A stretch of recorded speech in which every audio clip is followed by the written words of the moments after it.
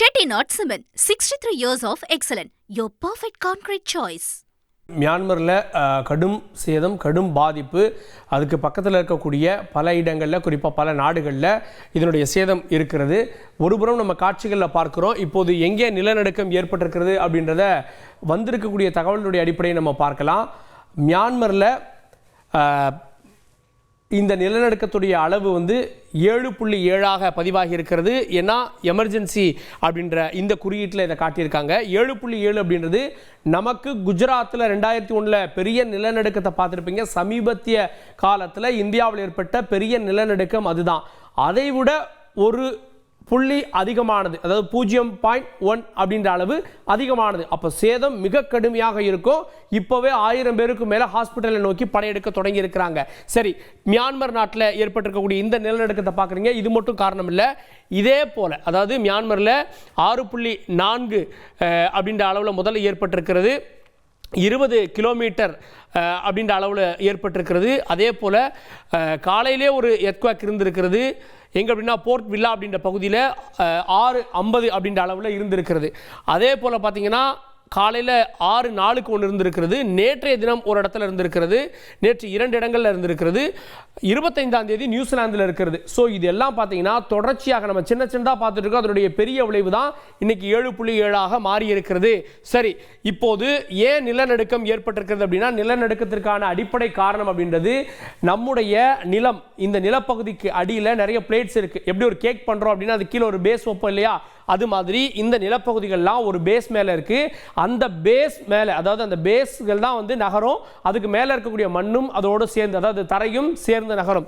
சரி, இப்போ நீங்கள் பார்க்குறது ஆப்பிரிக்கன் பிளேட்டில் சோமாலியன் பிளேட் பக்கத்தில் இருந்து பிரிந்து வந்தது தான் இந்தியா. நம்ம பார்த்துருப்போம் வரைபடத்தில் இப்படி இருந்து பிரிந்து வந்ததாக பார்த்துருப்போம். இந்த பகுதி கூட இனி வரக்கூடிய நாட்களில் பிரிந்து வரும்னு சொல்கிறாங்க. இந்தியன் பிளேட்டும் ரஷ்யன் பிளேட்டும் இது பெரிய அளவிலான பிளேட். இதுக்குள்ள சப் பிளேட்ஸ் அப்படின்னு சொல்லிட்டு சின்ன சின்ன பிளேட்டுகள் தட்டுகள் இருக்கு.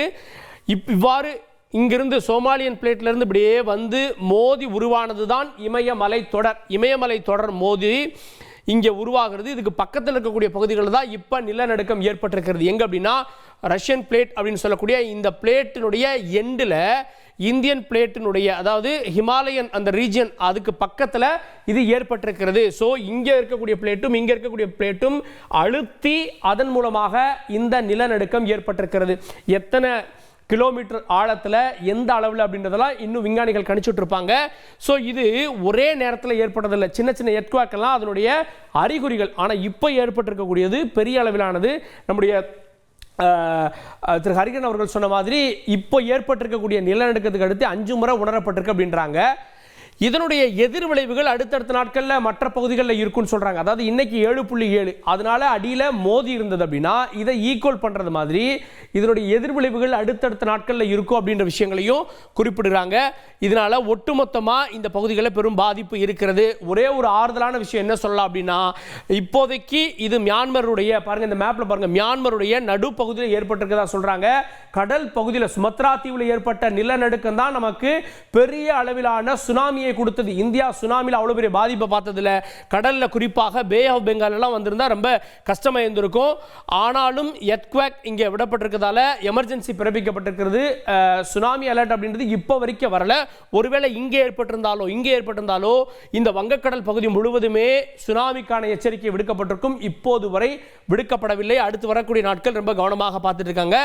7.7 அப்படின்றதால அதனுடைய அடுத்தடுத்த பாதிப்புகளை பாருங்க, இப்பவே கணிச்சிட்டு இருக்காங்க. இன்னைக்கு தேதிக்கே காலையில இருந்து இது 3 மேஜர், இப்போ நடந்ததிலே 5. ஸோ இது அடுத்து தொடரும் அப்படின்ற விஷயங்களும் பார்த்துட்டு இருக்காங்க. மருத்துவமனைகள் நிரம்பி வழிய தொடங்கி இருக்கிறதுன்றது முதல் கட்ட தகவல்.